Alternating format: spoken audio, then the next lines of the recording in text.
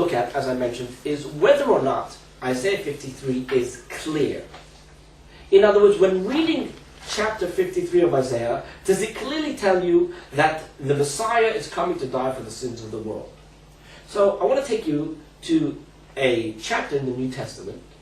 And I want to give you a little bit of a background over here. In chapter 16 of Matthew, Jesus asks his followers, "Who do people say I am?" And they give different answers. And then he turns to them and he says, "Who do you say I am?" And Simon Peter turns to him and answers, "You are the Christ." In other words, you are the Mashiach. Now one has to ask himself, where did Peter get a concept of Mashiach? Not from the radio, not from the television, but from the Bible. So obviously, he has probably read up about the Messiah. He learned it in the synagogues, or wherever he picked up this information. He picked up that there's a concept of the Messiah based on the Bible, and based on that information, he identifies Jesus as the Messiah. And Jesus says, "Very good, well done, bravo."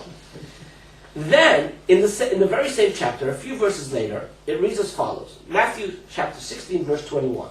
"From that time, Jesus began to show his disciples that he must go to Jerusalem and suffer many things from the elders and chief priests and scribes, and be killed, and be raised again on the third day."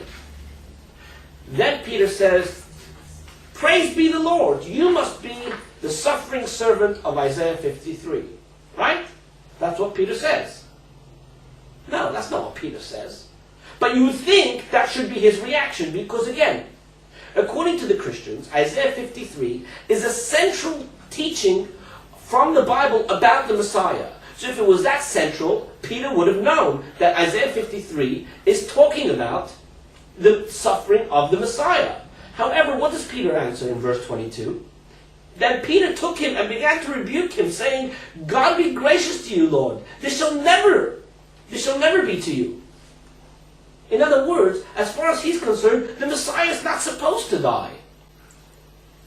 And we see something similar to this in Mark chapter 9, verses 31 through 32, where Jesus talks to his disciples and tells them about these things that are supposed to happen, that he's supposed to be killed, and they don't understand what he's talking about, but they were afraid to ask. What do I say? I would say they didn't understand because there was no such concept, and therefore they never knew about it.